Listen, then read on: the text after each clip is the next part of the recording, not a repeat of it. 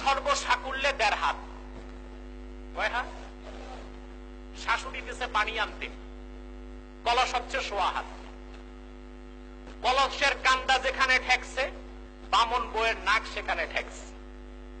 পানি ভরতেছে, কদ্দুর পানিগুলো দেখতে বারবার উকি দেয়, নাক ফুলটা ছুটে গেছে। 1.5 হাতের বউ 1.25 হাতের কলস হাত ভিতরে দিচ্ছে, নাক ফুল খুঁজতেছে। এটা কতদিন লাগবে তলায় হাত যেতে? শাশুড়ি ডাক দিচ্ছে, বৌমা দেরি কেন? বলে নাক ফুলটা পাচ্ছি না। কোথায়? বলে কলসের মধ্যে। তো বলে তো খোঁজো। খুঁজে পাই না তো। তলায় খুঁজো। আল্লাহ হেদায়েত করুক, তোমাদের দেশে কলসে তলাই নাই। তলা আছে না নাই? যে সব লামাযহাবী আহলে হাদিস দাবিদাররা বলে কোরআন হাদিসে মিলাদ কিয়াম নাই, নামাজের পর মুনাজাত নাই, মাযহাব বলতে কিছু নাই, পীরি মুরিদি নাই, আমি বলি তারা কোরআন হাদিসের তলা খুঁজে পায় না। যদি খুঁজে পেতে চাও তো বন্ধুরা আমি প্রস্তুত আছি, আসো, তারিখ করো। মিনিস্টার থাকবে, এমপি আছে, এমপি সাহেব থাকবেন, প্রশাসন থাকবে, কি কি বিষয় কোরআন হাদিস থেকে খুঁজে দিতে হবে প্রত্যেকটা ইনশাআল্লাহ খুঁজে দিব। তারপরও এলাকার মধ্যে সুন্নিয়তের বিরুদ্ধে, হানাফি মাযহাবের বিরুদ্ধে, মুহাদ্দিসদের বিরুদ্ধে, হক্কানি পীর মাশায়েখদের বিরুদ্ধে লামাযহাবীদের একটি এজেন্ডাকে বাস্তবায়ন করতে দেওয়া হবে না। না না, রাজি আছে?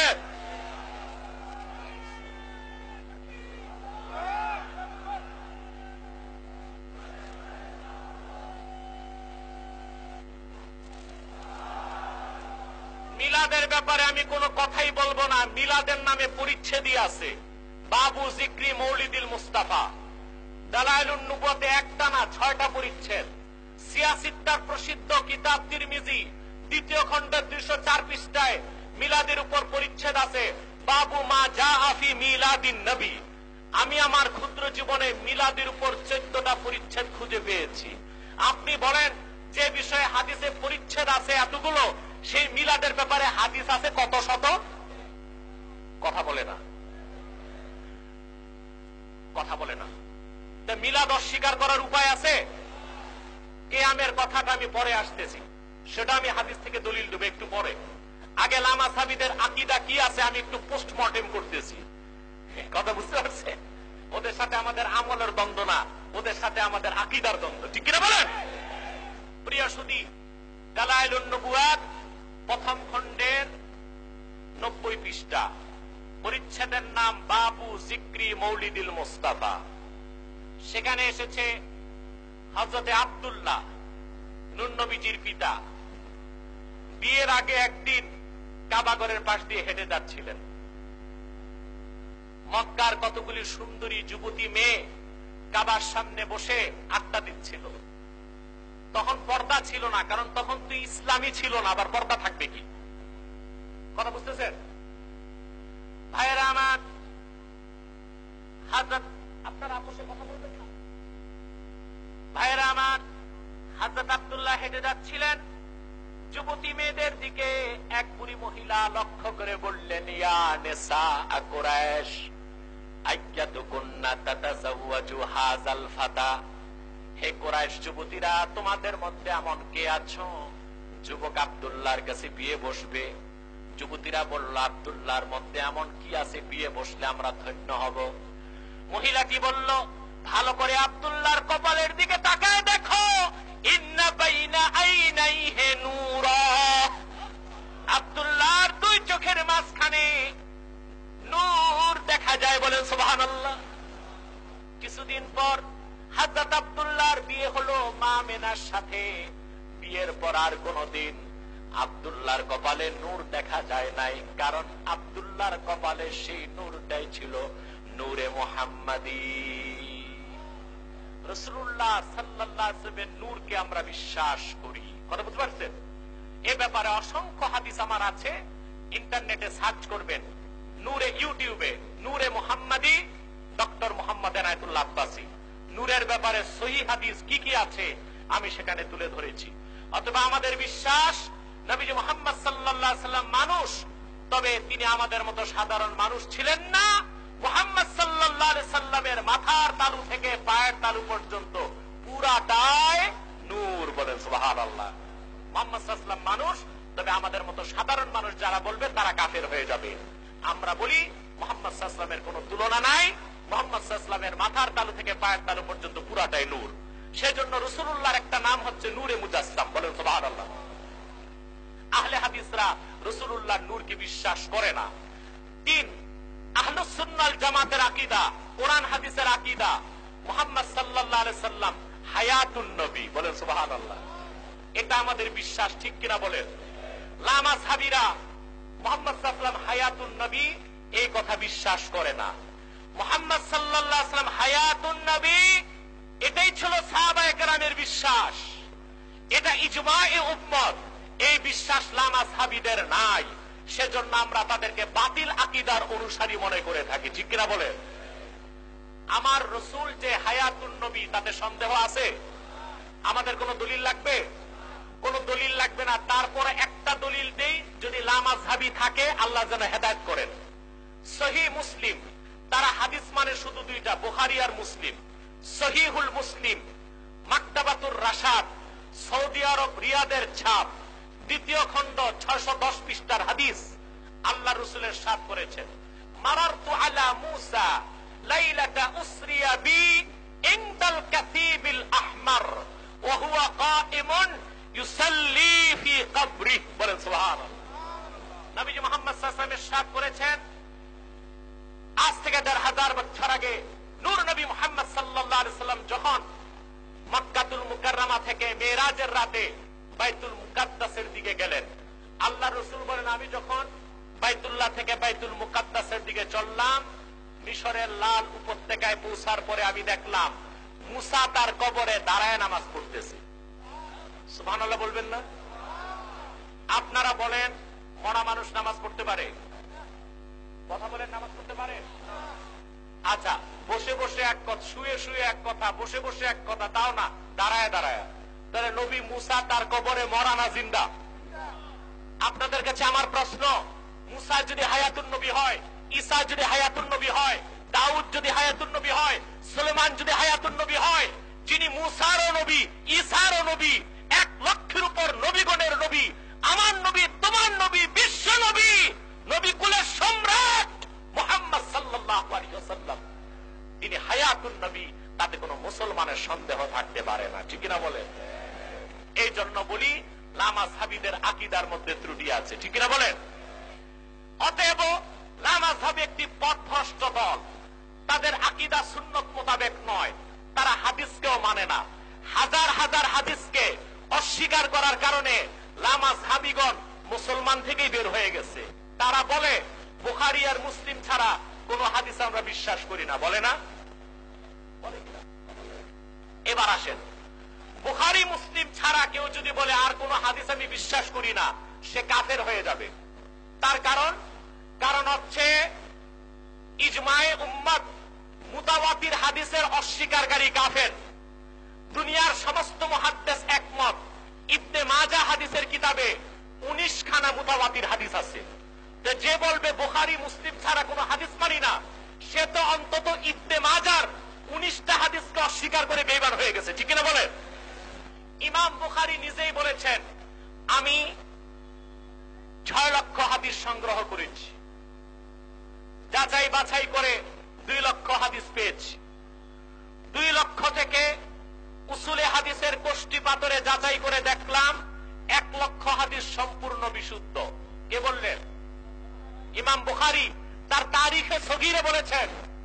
ইমাম বুখারী নিজে বললেন, আমি 1 লক্ষ হাদিস পেলাম একেবারে বিশুদ্ধ, যা আসাহুল আসানিদ, আসাহুল আসানিদ, আসাহুল আসানিদ, একেবারেই সহিহ। আপনারা বলেন বুখারী 1 লক্ষ সহিহ হাদিস পেলেন, কিন্তু বর্তমান বুখারী শরীফে তিনি কয়টা হাদিস সংকলন করছেন? বিত্তাকরার, বেগার তাকরার 4000 হাদিস, বিত্তাকরার 7563 হাদিস, তালিক হাদিস সহ 9000-এর কিছু বেশি হাদিস। তার মানে 1 লক্ষ হাদিস তিনি পেলেন সহিহ, তারপর তার বুখারীতে 10,000 হাদিসও তিনি আনলেন না, কারণ বড় হয়ে যাবে এই জন্য। তো বুখারীর বাবা বাকি 90,000 সহিহ হাদিস কোথায়? কথা বলেন।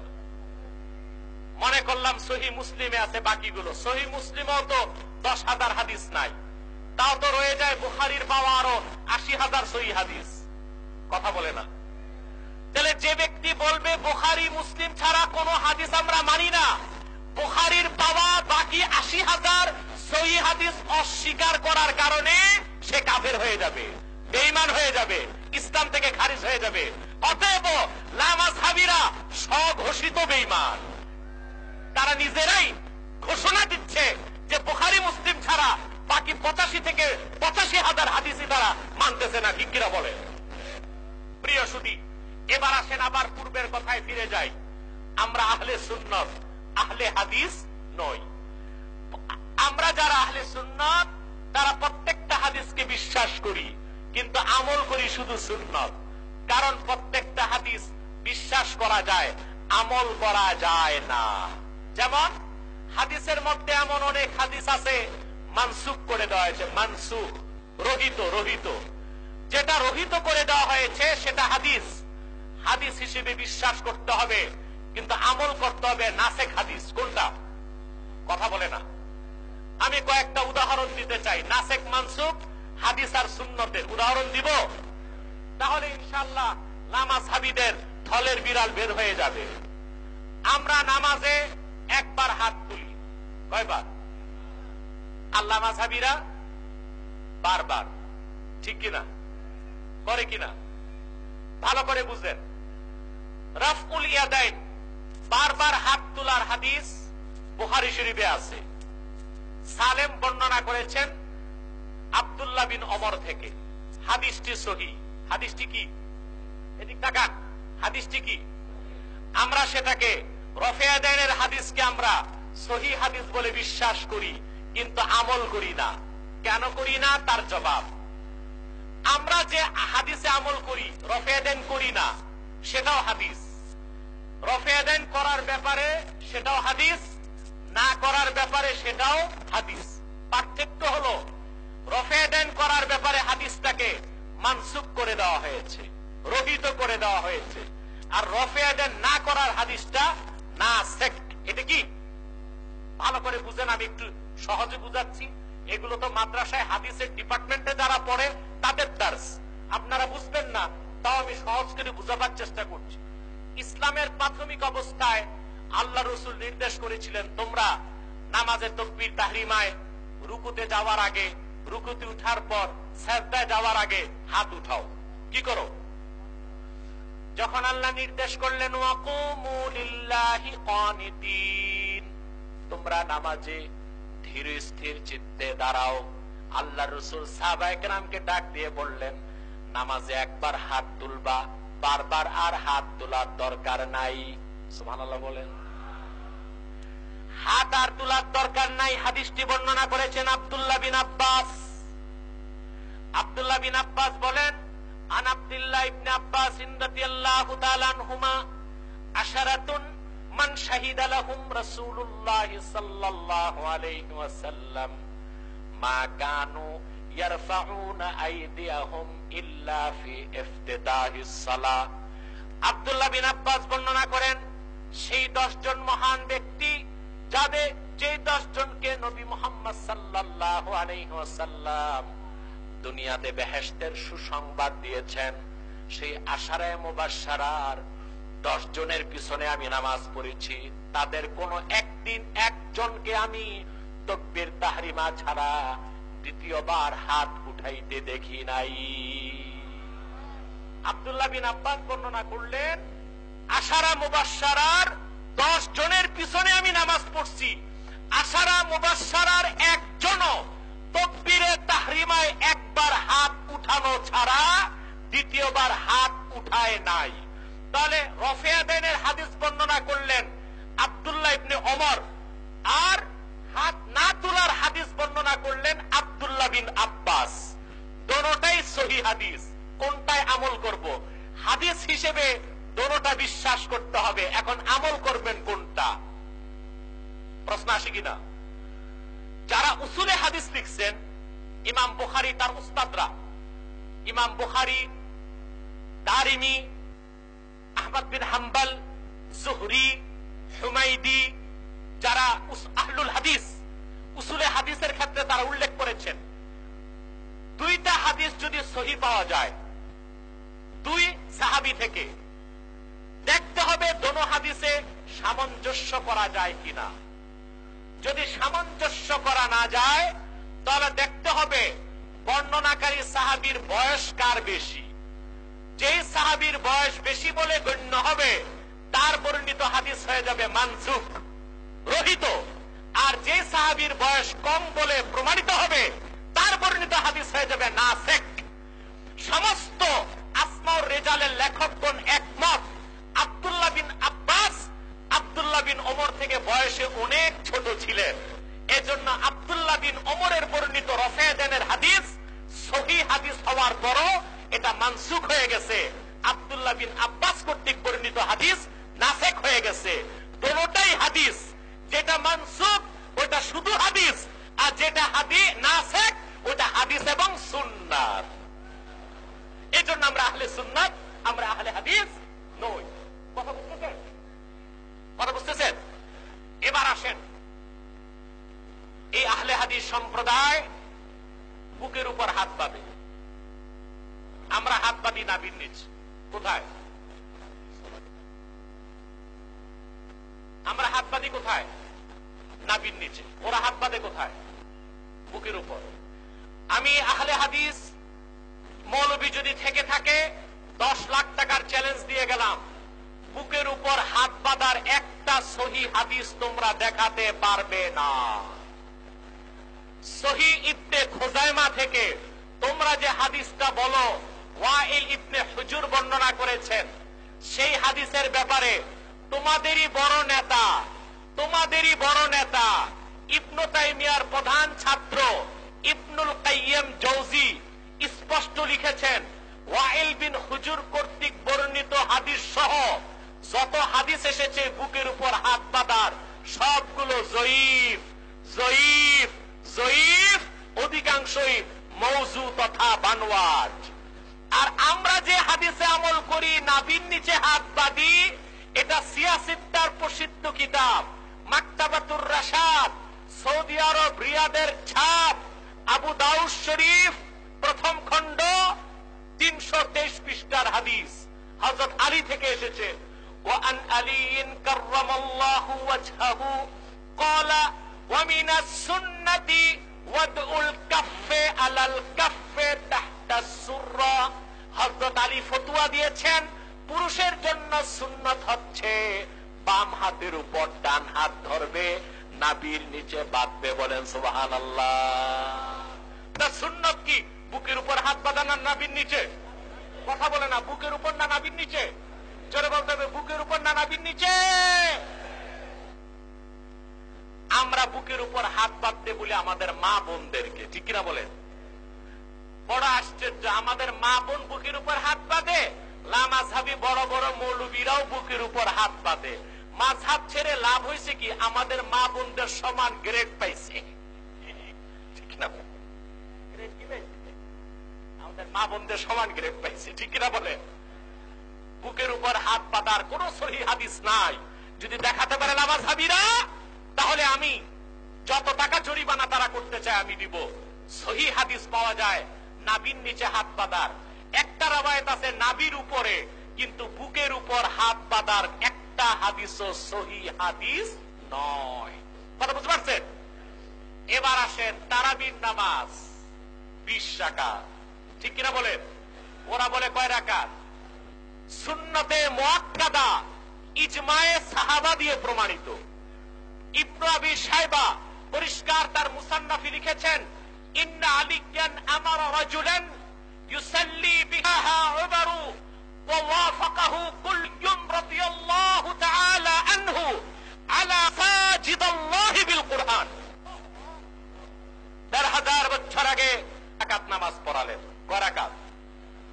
হযরত ওমর রাদিয়াল্লাহু তাআলা আনহু যারা হারাম বলে তারা কাফের, ইজমায়ে সাহাবার যারা বিরোধিতা করে তারা বেদাতি, তারা পথভ্রষ্ট। 1000 বছর আগে হযরত আলী, হযরত ওমর মসজিদ নববীতে 20 টাকার তারাবি চালু করেছেন। 1000 বছর পার হয়ে গেছে, আজ পর্যন্ত মসজিদ নববীতে প্রত্যেক দিন 20 রাকাত তারাবি হয়, বাইতুল্লাহ শরীফও 20 রাকাত তারাবি হয়। আর 8 রাকাত তাহাজ্জুদ নামাজ, সেটা কিয়ামুল লাইল, সেটা মসজিদ নববীতেও আলাদা হয়, বাইতুল্লাহতেও আলাদা হয় 20 রমজানের পর রাত 1টার পর থেকে। তাহলে 20 রাকাত তারাবি জামাতের সাথে পড়া, এটা ইজমায়ে সাহাবা। এবং নবীজি মুহাম্মদ সাল্লাল্লাহু আলাইহি ওয়াসাল্লাম 1000 বছর আগে একদিন 20 রাকাত তারাবির নামাজ পড়েছেন, এটাও সহিহ হাদিস থেকে জানা যায়। পরবর্তীতে রাসূল করিম সাল্লাল্লাহু আলাইহি সাল্লাম আর দ্বিতীয় দিন 20 রাকাত তারাবি পড়েন নাই সবাইকে নিয়ে। এই জন্য আল্লাহ যদি ফরজ করে দেন উম্মতের জন্য কঠিন হবে, এই জন্য রাসূল করিম সাল্লাল্লাহু আলাইহি সাল্লাম একদিন পড়েছেন সবাইকে নিয়ে, আর পড়েন নাই। হযরত ওমর এটা জানতেন, হযরত আলী এটা জানতেন যে আল্লাহর রাসূল 20 রাকাত তারাবি চেয়েছেন। যেহেতু নবীজি মুহাম্মদ সাল্লাল্লাহু আলাইহি সাল্লাম দুনিয়া থেকে বিদায় নিয়ে রফিকে আলার কাছে চলে গেছেন, মুহাম্মদ সাল্লাল্লাহু আলাইহি ওয়াসাল্লামের দ্বীন পরিপূর্ণ হয়ে গেছে, ওহীর দরজা চিরতরে বন্ধ হয়ে গেছে। এখন আমরা 20 রাকাত পড়লে আর কোনোদিন 20 রাকাত তারাবি ফরজ হবে না, এটা সুন্নত সুন্নতই থাকবে। সেই থেকে 20 রাকাত তারাবি সুন্নতে মুআক্কাদা মসজিদ নববীতে হযরত ওমর চালু করেছেন, হযরত আলী চালু করেছেন।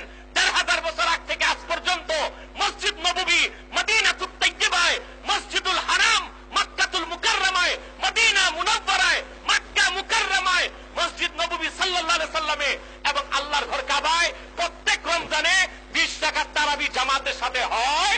এটা সুন্নতে মুআক্কাদা, সুন্নতে মুতাওয়ারিসা, ইজমায়ে সাহাবা, ইজমায়ে উম্মত। এটার অস্বীকারী, বিরোধিতাকারী আহলে হাদিসরা ভণ্ড, প্রতারক, বেদাতি, বেঈমান, পথভ্রষ্ট। মনে থাকবে? বিষয়গুলি স্পষ্ট হচ্ছে? কথা বলে না। এবার আসেন, বলে কোরআন হাদিসটা আমরাও পড়ি, মাযহাব মানার দরকার কি? বলে না? এই বিষয়ে দুইটা কথা বলবো, কথা বলে না। আহারে মাইকের যে অবস্থা, আমি ক্লান্ত হয়ে গেছি, আমি একটু রেস্ট নেব, একটু জিকির করবেন আপনারা। আমরা এই হাজার হাজার প্রিয় সুধী বলে মাযহাব মানার দরকার কি? মানা ওয়াজিব। মানা কি? আল্লাহ বলেছেন কোরআন হাদিস যতটুকু বুঝেছেন আমরা ততটুকু বুঝি না, তার ব্যাখ্যা মানলে কোরআন হাদিসের উপর পুরোপুরি আমল করা হয়, এজন্য আমরা তার ব্যাখ্যাটা মানি। যেমন আমি একটা উদাহরণ দিচ্ছি, এখানে কোনো কলেজ আছে? আচ্ছা, এখানে একটা স্কুল আছে, স্কুল আছে, এটি স্কুল না? High school. এই স্কুলের ছাত্র আপনাদের মিনিস্টার, এই স্কুলের ছাত্র সভাপতি, ওই যে পাইলট সাহেব উনিও, অনেকে আছে স্কুলের ছাত্র।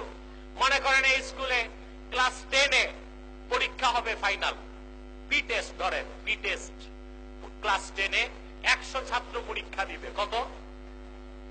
ম্যাথামেটিক্স, অঙ্কে 100 ছাত্র পরীক্ষা দিবে, সাবজেক্ট হচ্ছে অঙ্ক। ক্যান্ডিডেট কত? সাবজেক্ট 100 না একটা, একটা বিষয় 100 ছাত্র পরীক্ষা দিবে। রেজাল্ট যখন বের হবে, রেজাল্ট সবার এক রকম হবে না 100 রকম? কেউ হবে 1 নাম্বার, কেউ 2, কেউ 3, কেউ 4, 000 ডাব্বা মারবে যেটা, ওইটা হবে 100, ঠিক কিনা? এখন আপনারাই বলেন, একটাই সাবজেক্ট অঙ্কে 100 ছাত্র পরীক্ষা দিল, রেজাল্ট 100 হলো কেন? অঙ্ক সাবজেক্ট সবচেয়ে বেশি যে বুঝেছে সে হয়েছে 1 নাম্বার, তারপর যে বুঝেছে সে 2 নাম্বার, তারপর যে বুঝেছে সে 3 নাম্বার। নাদান, কোরআন হাদিস তুমি বুঝলেই পড়লেই বুঝবা না। ইমাম আজমও পড়ছেন, তুমিও পড়ো, দুইজনের বুঝ এক হবে না। ইমাম আজম সেই ব্যক্তি যিনি 4 জন সাহাবীর সাক্ষাৎ লাভ করছে। তোমরা যারে মানো ইমাম যাহাবী, তোমরা যারে মানো ইমাম যাহাবী, যিনি তাইমিয়ার ছাত্র, তাসকিরাতুল হুফাজের লেখক, নিজেই মানাকেবে আবি হানিফাতে লিখছেন ইমাম আজম আবু হানিফার জন্ম 80 হিজরিতে। 4 জন সাহাবীর সাক্ষাৎ লাভ করছেন। আনাস বিন মালিককে খেদমত করেছেন, ওযু করিয়েছেন। মেশকাতের সরা মেরকাতের মুকদ্দমায় এসেছে তিনি 8 জন সাহাবীর সাক্ষাৎ লাভ করছেন। 6 লক্ষ হাদিস তার সংগ্রহে ছিল। 50,000 হাদিস তার মুখস্থ ছিল। 4 জন সাহাবীর সাক্ষাৎ লাভ করছেন। কুফা যেখানে তার বাড়ি ছিল, 1200 তাবিঈনের মানসাবে হাদিসে যে হাদিস এবং ফিকহ শিখছেন।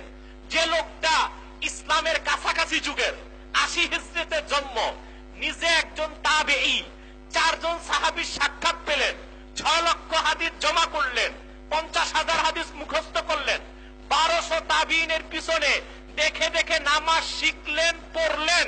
সেই লোকটা কোরআন হাদিস বেশি বুঝছেন না 1500 বছর পরে তুমি আদার ব্যাপারী, মরিচের ব্যাপারী, আন্ডার ব্যাপারী, রিকশাওয়ালা, ভ্যান গাড়িওয়ালা, কুষ্টিয়া বিশ্ববিদ্যালয়ে ঘুরান দিয়া, আসাদুল্লাহ গালেবের সোহবত দিয়া কোরআন হাদিস বেশি বুঝলা? কে বেশি বুঝছে?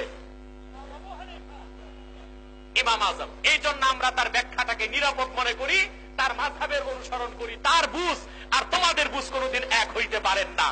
তুমি কোরআন হাদিস শিখছো তোমার উস্তাদের কাছে, ইমাম আজম কোরআন হাদিস শিখছেন রাসূলুল্লাহর সাহাবীগণের তাবিঈ যারা ছিল তাদের কাছে।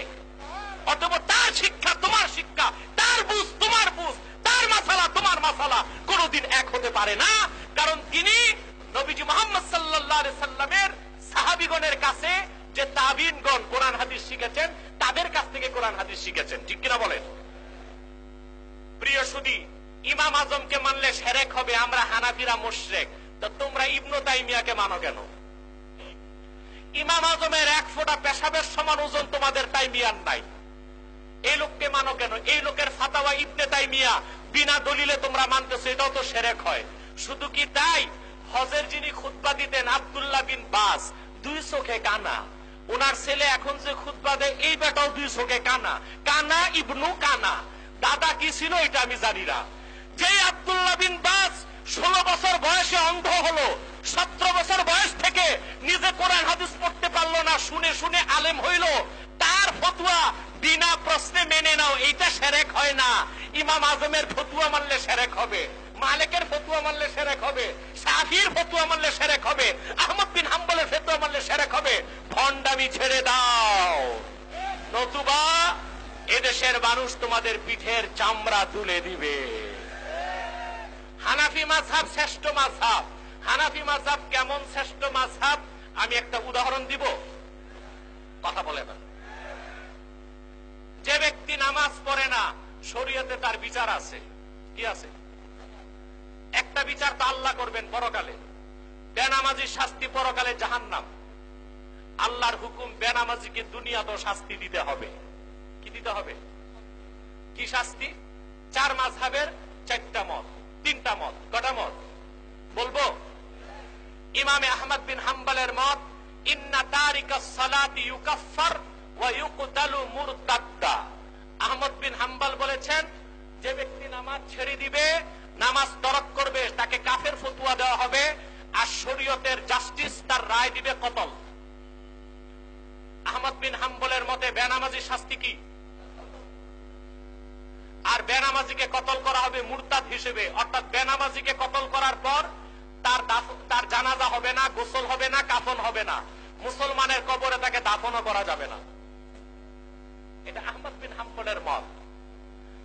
ইমাম শাফিঈ আর ইমাম মালিক বলেন ইন্না তারিকাস সালাতি ইউকাফফার ওয়া ইউকতালু হাদ্দা। শাফিঈ আর মালিক বলেন ইন্না তারিকাস সালাতি লা ইউকাফফার ওয়ালাকিন ইউকতালু হাদ্দা। নামাজ যে পড়বে না তাকে কাফের ফতোয়া দেওয়া যাবে না, তবে শাস্তি তার কতল। কতলটা মুরতাদ হিসেবে না, হদ হিসেবে, অর্থাৎ কতলের পর তার গোসলও হবে, কাফনও হবে, জানাজাও হবে, মুসলমানদের কবরে দাফনও করা হবে। গেল 3 মাযহাব। এই 3টা নাই মানলাম, আমাদেরটা তো মানতে হবে। আমাদের ইমাম আজম বলেছেন ইন্না তারিকাস সালাতি লা ইউকাফফার ওয়া লা ইউকতাল ওয়ালাকিন ইউহবাস ওয়া ইউদরাবু হাত্তা ইউসাল্লিয়া। যে নামাজ পড়বে না তারে কাফের ফতোয়া দেওয়া যাবে না, তারে হত্যাও করা যাবে না, তবে তাকে জেলখানায় বন্দী করা হবে। প্রতিদিন 1 ওয়াক্তের জন্য 5টা করে, 5 ওয়াক্তের জন্য 25 বেত তার গাদিতে মারতে হবে। বেনামাজির শাস্তি হানাফি মাযহাবে কত বেত? কথা বলে না। 1 ওয়াক্তের জন্য 5 বেত, 5 ওয়াক্তের জন্য 25 বেত। কয় বেত? 25 বেত। এটা আমাদের পক্ষে সম্ভব হবে না। এটা যে 25 বেত মারবে, বড় পিশাব যদি মারে পিরালি যাবে। হিসাব মারলে ওনার এমপি গিরিও যাবে, যেটা হিউম্যান রাইটস গণতান্ত্রিক দেশ। নামাজ পড়ছি কি বলেন আপনার কি আপনারটা আপনি পড়েন। এটা সম্ভব সেই দেশে যারা খেলাফত ব্যবস্থাকে মানে। সেটা আমাদের স্বপ্ন, আল্লাহ কোন একদিন পূরণ করবেন, এটা আমাদের বিশ্বাস। প্রিয় সুধী, তাহলে বেনামাজির শাস্তি কি? 25 বেত। এবার লামাযহাবী দুই কানের তুলা খুলে ভালো করে শোনো, যে সৌদি আরবের অনুসরণ করো। আমাদের গর্ব সৌদি আরব। সৌদি আরব আল্লাহর কোরআনের আইন দিয়ে চলে। সেই দেশে বেনামাজির শাস্তি কি একবার খবর নিয়ে দেখো। তারা আহমদ বিন হাম্বলের মতো নেয় নাই, শাফির মতো নেয় নাই, মালিকের মতো নেয় নাই। সৌদি আরব যেই দেশ চলে কোরআনের আইনে, সেই দেশের আদালতে বেনামাজির শাস্তি 25 বেত। ইমাম আজমের ফতোয়াকে সৌদি সরকার কোরআনের আদালত রাষ্ট্রীয় আইন হিসেবে গ্রহণ করেছে। এটাই প্রমাণ করে হানাফি মাযহাব শ্রেষ্ঠ মাযহাব, হানাফি মাযহাব সঠিক মাযহাব, হানাফি মাযহাব সত্য মাযহাব, হানাফি মাযহাব কোরআন হাদিসের মাযহাব। ঠিক কিনা বলেন?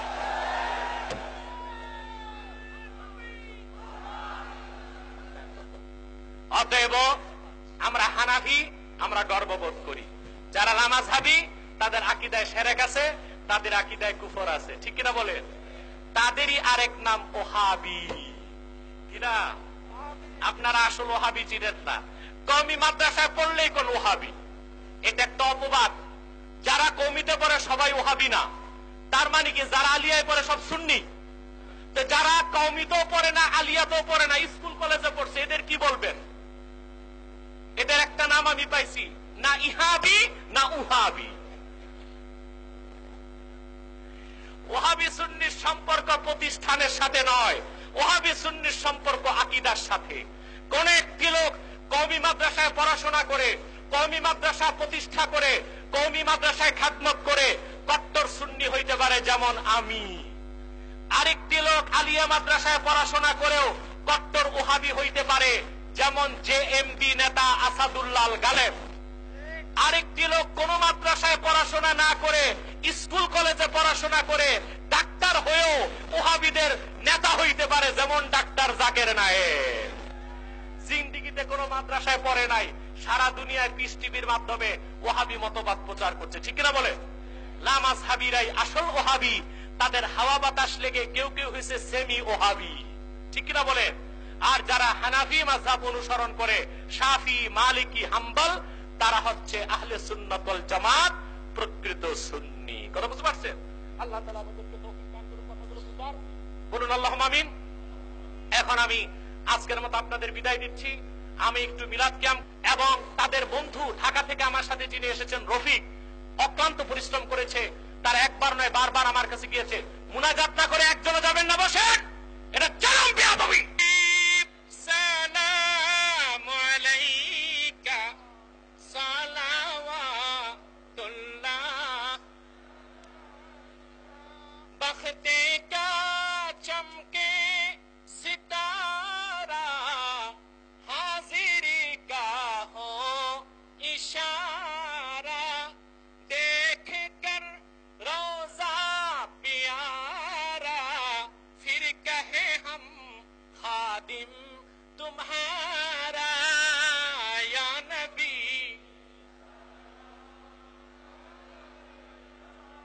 या रसूल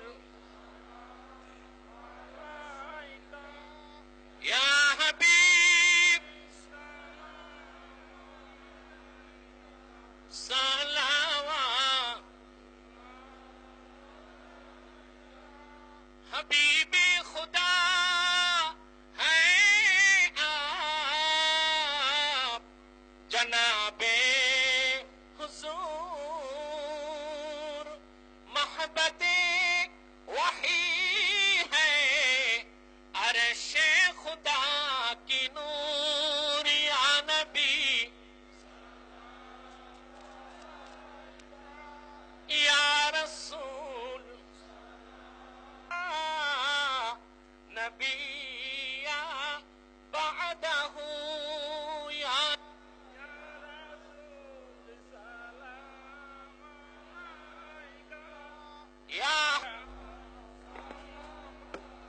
ঠিক কিনা বলেন? একটি স্লোগান আপনারা জানেন, ব্যক্তির চেয়ে দল বড়, দলের চেয়ে দেশ বড়, সবকিছুর চেয়ে বড় আমাদের ঈমান। ঠিক কিনা বলেন? ঈমানের ক্ষেত্রে আমরা আপোষহীন থাকবো। সকল প্রকার কাফের মুশরিক আমরা যে যাই করি, আমরা রাসূলুল্লাহর উম্মত থেকে বহিষ্কার হয়ে কবরে যেতে চাই না। ঠিক কিনা বলেন? তাওরাত কিতাব পড়ে বলছেন, এই উম্মত তোমাকে কেমনে দিব মুসা? এই তো আমার মাহবুব মুহাম্মদ সাল্লাল্লাহু আলাইহি ওয়াসাল্লাম। হাত্তা তামান্না মুসা, তুমি হাত তুলে বললেন আল্লাহ তাহলে আমি মুসাকে ডাক দিয়া বললেন, রে মুসা, 8 বার খামদের পূর্ব পাশের মিনারায় নামাবেন। শারহু ফিকহিল আকবর, দারুন নাফায়েস বৈরুত, লেবাননের ছাপ, এই কিতাবের 229 পৃষ্ঠায় আছে। সেখানে লেখা আছে, দামেস্কের জামে মসজিদে কিয়ামতের আগে দাজ্জাল বের হওয়ার পর ইমাম মাহদি দাঁড়ায় থাকবেন নামাজের অপেক্ষায়। আসরের নামাজের আজান হয়ে যাবে, একামত হয়ে যাবে, তিনি নামাজ শুরু করবেন না। লোকজন বলবেন, নামাজ শুরু করেন না কেন? তিনি বলবেন, আমার ভাই ঈসা এসেছেন, উনি আসলে একসাথে নামাজ পড়ব। মুসল্লিরা বের হয়ে বাইরে যাবেন, যে দেখবেন হযরত ঈসা রুহুল্লাহ পূর্ব পাশের মিনার দিয়ে নামতেছেন। ঈসা রুহুল্লাহ ভিতরে ঢুকবেন। ফিকার কি শারহু ফিকহিল আকবরে এসেছে, ফায়ুশিরুল মাহদি ইলা ঈসা ইবনে মারইয়াম বিত্তাকাদ্দুম। ইমাম মাহদি বলবেন, হুজুর ঈসা রুহুল্লাহ আপনি নামাজ পড়ান। ঈসা রুহুল্লাহ বলবেন যে না, একামত হয়েছে আপনার জন্য, নামাজ আপনি পড়াবেন। ফরজ নামাজের পর দোয়া করাকে যে হারাম বলবে সে কাফের, তার বউ তালাক। কারণ ফরজ নামাজের পর দোয়ার কথা সরাসরি আল্লাহর কোরআনে আছে। 30 পারা সূরাতুল ইনশিরা আল্লাহ বলেছেন, ওয়াইদা ফারাকতা ফানসাব। এই আয়াতের ব্যাখ্যায় 14 জন মুফাসসির, কয়জন? আমার দেখা আরো থাকতে পারে। আব্দুল্লাহ বিন আব্বাস, হাসান আল বসরি, ওয়াহাব বিন মুনাব্বিহ, মুজাহিদ, সুদ্দি, ইবনু জারির আত-তাবারি, ইবনু আবি হাতেম, ফখরুদ্দিন রাজি, ইবনু কাসির, ইসমাইল হাক্কি, জালালউদ্দিন সুয়ুতি, ইমাম মাহমুদ আলুসি, 14 জন মুফাসসিরের এক তাফসীর। আমি ইমাম রাজি, ফখরুদ্দিন রাজি তাফসীর কবির 11তম খণ্ডে যা লিখছেন সেটা শোনাচ্ছি। ফাইদা ফারাকতা ফানসাব, ফাইদা ফারাকতা ইয়া মুহাম্মদ সাল্লাল্লাহু আলাইহি ওয়াসাল্লাম মিন সালাতিল মাকতুবা ফানসাব ফি দুআ ইলা রাব্বিক। আল্লাহ কোরআনে হুকুম করছেন, মুহাম্মদ সাল্লাল্লাহু আলাইহি ওয়াসাল্লাম আপনি যখন ফরজ নামাজ থেকে ফারেক হন তা আপনার রবের কাছে দোয়ায় নিয়োজিত হন। তা নামাজের পর দোয়া আছে না? না, এটা দলিল কোরআনেই আছে। কোথায় আছে? আর ফরজ নামাজের পর 1500 বছর আগে নূর নবীজি মুহাম্মদ সাল্লাল্লাহু আলাইহি ওয়াসাল্লাম দোয়া করেছেন। এই ব্যাপারে আমার চোখে এখন পর্যন্ত 70টা হাদিস পড়েছে, আরো থাকতে পারে। বুখারী, মুসলিম, সিয়াসিত্তার সবগুলো কিতাবে ফরজ নামাজের পর দোয়ার কথা আসছে। যেমন সহিহ মুসলিমে এসেছে, হযরত সাওবান মাওলা রাসূলুল্লাহ, আল্লাহর রাসূলের খাদেম সাওবান বর্ণনা করছেন যে আমি দেখেছি রাসূল করিম সাল্লাল্লাহু আলাইহি ওয়াসাল্লাম যখন ফরজ নামাজ থেকে ফারেক হতেন তো এই দোয়া পড়তেন, লা ইলাহা ইল্লাল্লাহ ওয়াহদাহু লা শারীকা লাহু লাহুল মুলকু লাহুল হামদ ইউহয়ী ওয়া ইউমীত ওয়া হুয়া আলা কুল্লি শাইইন কাদির। আল্লাহুম্মা লা মানিয়া লিমা আ'তাইতা ওয়া লা মু'তিয়া লিমা মানাতা ওয়া লা ইয়ানফাউ যাল জাদ্দ মিনকাল জাদ। সহিহ মুসলিমে স্পষ্ট এসেছে, হযরত সাওবান থেকে নবীজি মুহাম্মদ সাল্লাল্লাহু আলাইহি ওয়াসাল্লাম 1500 বছর আগে ফরজ নামাজের পরে এই দোয়া পড়তেন। তা নামাজের পর দোয়া আছে না নাই? সারাব্বিল আলামিন আল্লাহুম্মা রাব্বানা আতিনা ফিদ দুনিয়া হাসানাতাও ওয়া ফিল আখিরাতি হাসানাতাও ওয়া কিনা আযাবান নার। রব্বানা যালামনা আনফুসানা ওয়া ইল্লাম তাগফির লানা ওয়া তারহামনা লানাকুনান্না মিনাল খাসিরিন। তার দুটো হাতের বিনিময়ে আমাদের জীবনের সব গুনাহ রাশি তুমি মাফ করে দাও। আল্লাহ তাআলা হৃদয়ের গভীর থেকে দোয়া করি, আল্লাহ জান্নাতুল ফিরদাউসের টুকরা রওজা মুবারকে বিশ্রাম নিয়েছেন। আল্লাহ তাআলা জীবনে একবার তোমার হাবিব নবীজি মুহাম্মদ সাল্লাল্লাহু আলাইহি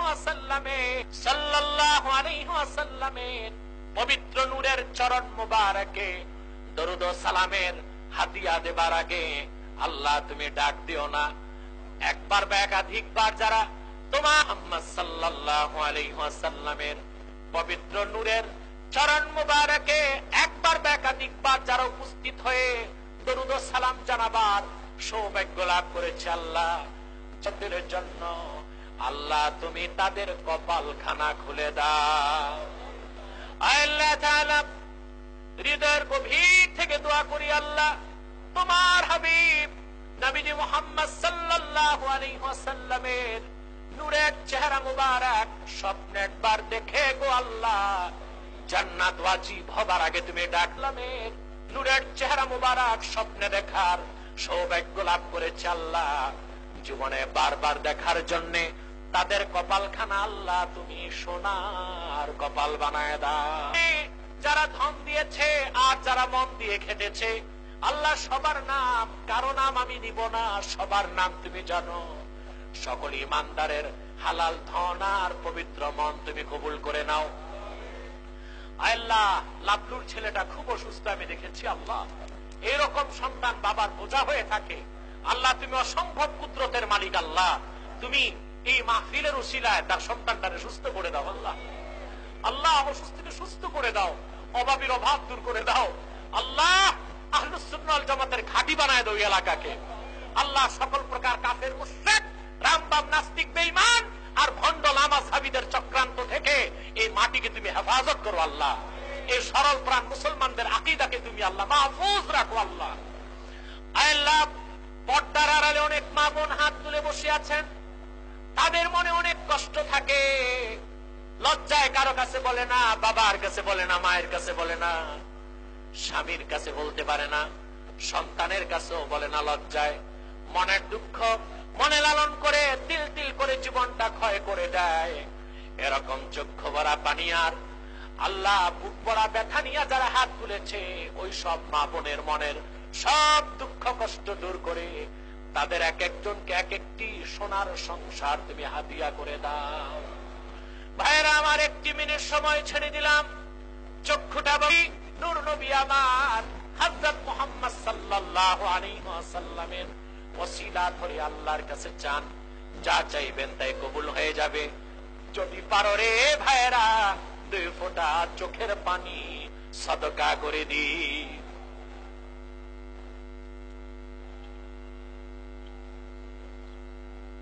আসসালামু আলাইকুম ওয়া রাহমাতুল্লাহি তাআলা ওয়া বারাকাতুহু।